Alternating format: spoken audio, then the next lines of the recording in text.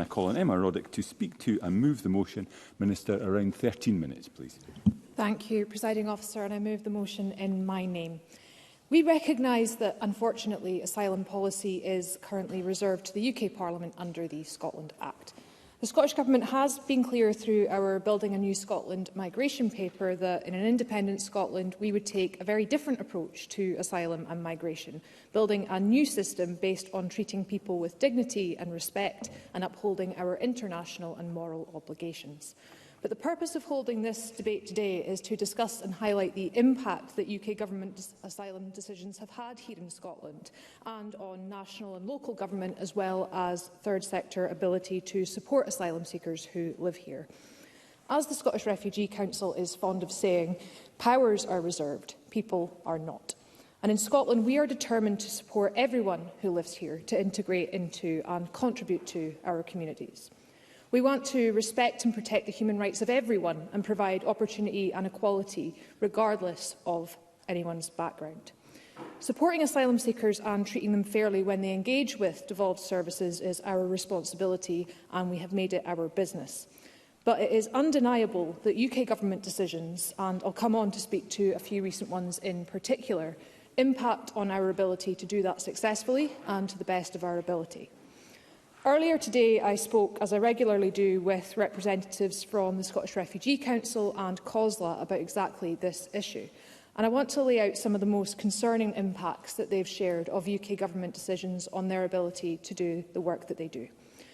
We discussed how seriously councils take their responsibilities to unaccompanied asylum-seeking children and how lack of adequate funding to support this work is impacting how well it can be done.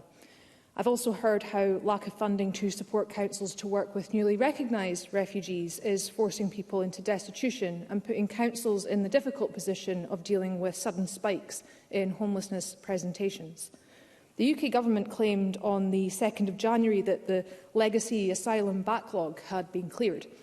And it published data suggesting that in the 4 weeks from 10th of November to 17th of December, last year, there were 20,481 initial asylum decisions made. Now, that is more than in the whole year of 2021. And we know that thousands of cases remain unresolved. And I've heard through the Women's Integration Network in Glasgow from people who have been seeking asylum for over a decade. Women who have not left Scotland since before Facebook launched, holding babies who were born here, but who have no idea when they might be able to be allowed to stay and work to support those babies, or what they might do if that application is refused. Now, we've long called for improved speed and quality of decisions, but the approach to doing this without support or coordination with local councils has left people destitute and homeless. It means receiving a positive decision can be as stressful as receiving a negative one.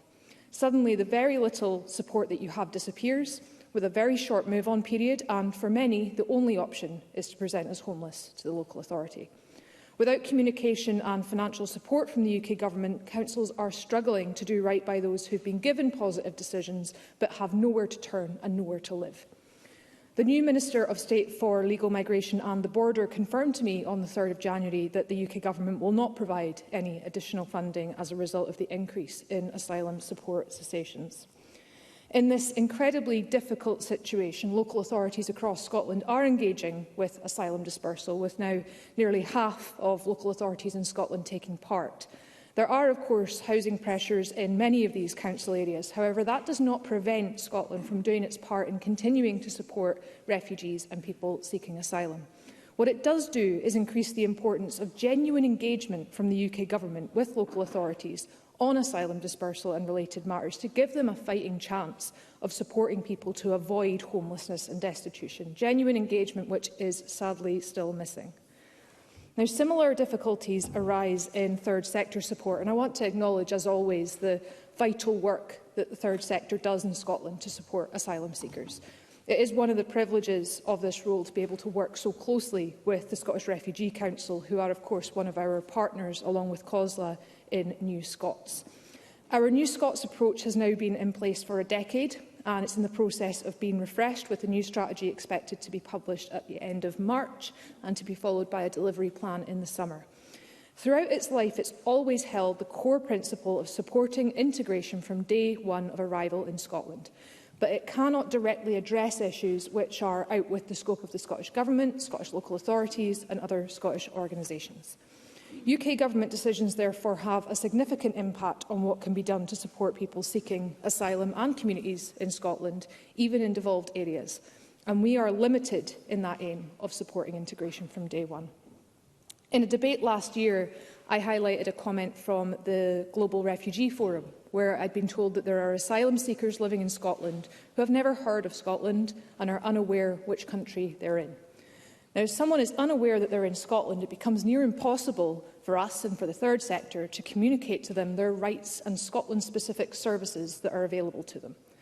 All the while, the UK Government is seeking to restrict the right of people to seek asylum in the UK at all through the Illegal Migration Act. And the third sector, like the Scottish Government, is keen to mitigate wherever possible the worst impacts of the Act. But UK Government plans to implement it remain unclear, making it very challenging for all of us to consider the best way to do that. This, of course, follows the Nationality and Borders Act of 2022. Two clauses in the bill triggered a need for legislative consent, which the Scottish Parliament voted to withhold. The UK Government then made no changes in response to the views of and the lack of consent from the Scottish Parliament. Then we got the Rwanda Bill, the second piece of asylum legislation introduced last year that the Home Secretary could not guarantee would be compatible with the European Convention on Human Rights, leading to flippant comments from some politicians down south about whether we should get rid of ECHR responsibilities altogether. The Scottish Government has opposed plans to relocate people to Rwanda to have protection claims considered there since those plans were announced in April 2022, because it undermines the 1951 Refugee Convention.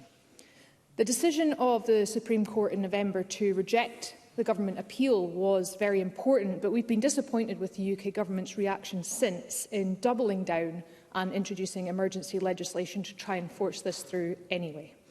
The UK is, of course, a founding signatory of the 1951 UN Convention on Refugees, which is hard to picture now in comparison to this UK Government and its constant attacks on the rights of people to seek safety and sanctuary here. We have a duty to uphold that convention, not constantly try to find ways out of it. But it doesn't look like we're anywhere near having a UK Government that will accept those facts. And files recently released by the National Archives in London outlined consideration by the former Labour Government to accommodate asylum seekers in Mull. And the First Minister was absolutely right to note... Certainly, yes. Paul O'Kane. The Minister will want to, I'm sure, note that that suggestion which came from civil servants was not taken forward by a UK Labour Government and, in fact, was dismissed. And I think, for the accuracy of the debate, she'll want to acknowledge that. Minister. Certainly be pleasantly surprised if next Labour Government comes in and makes big changes compared to the UK Government that we have right now. But I have to say, based on the rhetoric coming out from the current Labour and Conservative campaign, it does seem to me that the First Minister was right to describe an apparent race to the bottom on immigration policies. And no UK Government in recent memory has attempted to move towards a humane and dignified asylum system which promotes integration and actually welcomes people. And the broader rights and freedoms of asylum seekers is also a concern. People seeking asylum who would be otherwise destitute can apply to the Home Office for accommodation and financial support while they wait for a decision. Asylum accommodation is provided on a no-choice basis. And as of 2 days ago, we understand that asylum support rates have been reduced to £8.86 per week for people in catered accommodation. That's around £1.25 a day.